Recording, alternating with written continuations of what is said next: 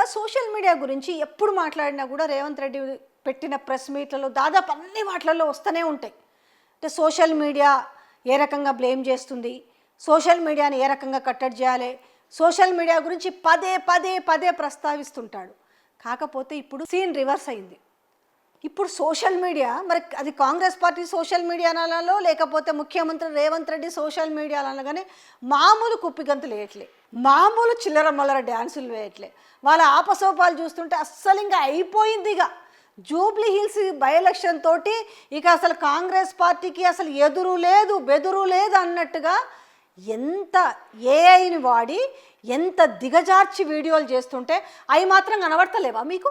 ఇప్పుడు BRS social మీడియాలో గంతులు వేస్తుంటారు కదా, నిజాన్ని చూపించినందుకే మీరు గంతులు వేస్తుంటారే వాళ్ళు ఎక్స్లో పెడుతుంటే, మరి ఈరోజు ఈ సోషల్ మీడియా వేస్తున్న కుప్పి గంతుల గురించి ఏం మాట్లాడాలి?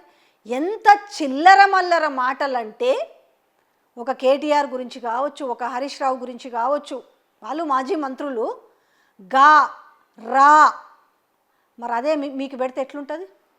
మంత్రులకి అలాగే ముఖ్యమంత్రి రేవంత్ రెడ్డిని గా రా అని సంబోధిస్తే అసలు ఎట్లుంటుంది? అది వారించాల్సిన బాధ్యత మీ పైన లేదా? మీరు గౌరవం గురించి, రెస్పెక్ట్ గురించి, బాధ్యతల గురించి ఇన్ని చెప్తుంటారు కదా, మరి ఇవెందుకు చెప్పారు?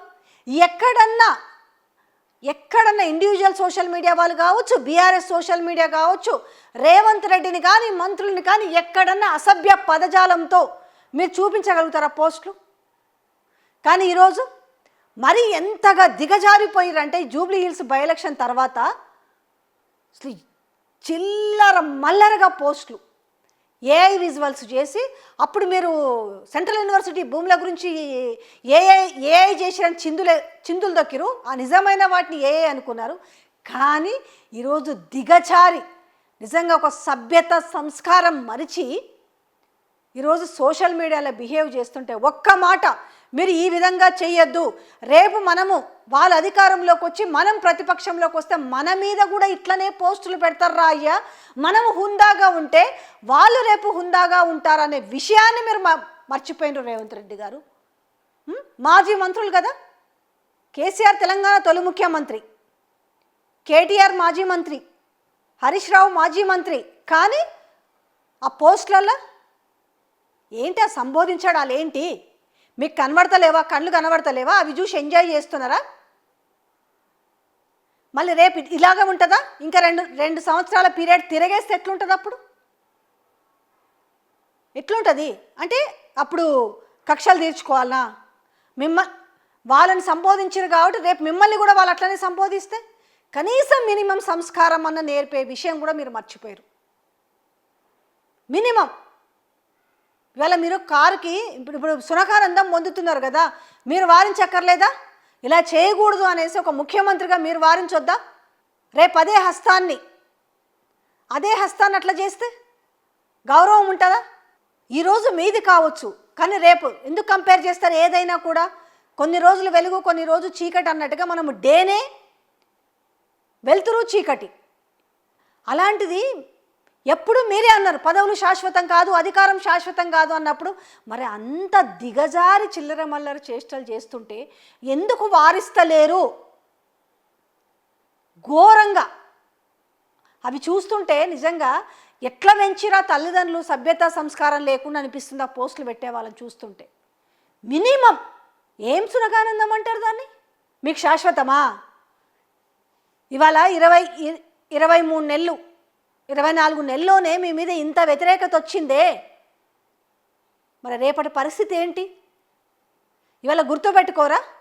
ఎవరెవరిని ఏ విధంగా ఎంత ఘోరంగా దిగచార్చి పోస్టులు పెడుతున్నారు అనే విషయాన్ని మర్చిపోతారా? అంటే కాలక్రమేణా దాంట్లో గంగలో కొట్టుకుపోతుందా? అయినా కూడా నేను ఒక్కటి చెప్తాను, మీరు కూడా చెప్పాలి కదా, ఈ టైప్ ఆఫ్ పోస్టులు పెట్టకండి రా నాయన. మనం కూడా 7 ఉప ఎన్నికల్లో మనం కూడా ఘోరంగా ఓడిపోయినాము. అయిన తర్వాత కూడా మనం జిహెచ్ఎంసీలో కూడా ఘోరంగా ఓడిపోయినాము. ఓడిపోయినంత మాత్రాన పార్టీలు అలాగే మనుషుల పని అయిపోయినట్టు కాదు అని చెప్పలేరా మీరు? నేను ఇంకోటి మాట్లాడతా, అసలు ఎమ్మెల్యేగా జనరల్గా నాకు ఎవరో చెప్పారు అన్నట్టు ఈ విషయం, రేవంత్ రెడ్డి ఇట్లా మాట్లాడుతున్నాడు కదా, ఇలాంటి పోస్టులు పెట్టిస్తున్నాడు కదా, గెలుపు ఓట్లు అనేవి సాధ్యమే, కానీ మరి కొడంగల్ రేవంత్ రెడ్డి ఓడిపోయింది కదా, సోషల్ మీడియా కుప్పిగంతులకు ఎగురుతున్నారు కదా, మరి ఆయన ఓడిపోయింది కదా. దానికేం చెప్తారు తెలుసా, అక్రమంగా గెలిచిరు అంటారు. మరి ఈరోజు మరి సక్రమంగా గెలిచిన జూబ్లీ హిల్స్లో. ఈరోజు ముఖ్యమంత్రి పీఠం మీద ఉన్న రేవంత్ రెడ్డి 2018 ఎలక్షన్స్, జనరల్ ఎలక్షన్స్లో కొడంగల్లోనే ఓడిపోయింది కదా. ఎందుకు నేర్చుకుంటలేదు ఆయన సోషల్ మీడియా ఈ బుద్ధిని? 7 బై ఎలక్షన్స్లో అయినాయి. సరే ఈ రెండుని తీసేద్దాం, ఎందుకంటే ఆయన అప్పటికి కాంగ్రెస్ పార్టీలో జాయిన్ అవ్వాలి. 5 గురించి మాట్లాడదామా?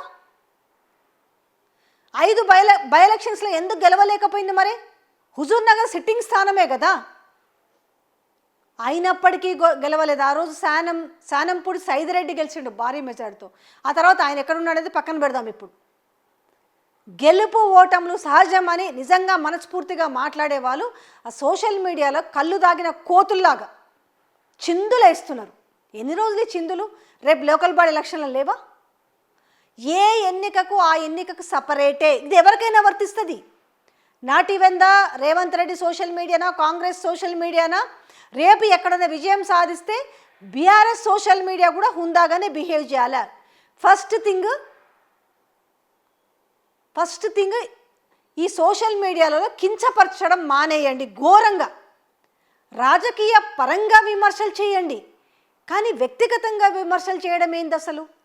అంత ఘోరమైన రెస్పెక్ట్ లేకుండా గా రా లా భాష వాడడం ఏంది ఇది? ఇంతకైనా ఇలాగే కొనసాగితే మాత్రము రేపెప్పుడు కూడా ఒక మంచి ఎన్విరాన్మెంట్ సోషల్ మీడియాలో మాత్రం ఉండదు.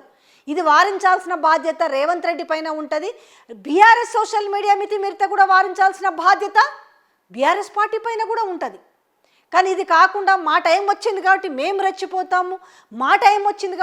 రెచ్చిపోతామంటే రేపు మొత్తంగా దిగజారిపోయే పరిస్థితి రాజకీయ నాయకులకే వస్తుంది. వాళ్ళే రేపు బజార్కి ఎక్కాల్సి వస్తుంది.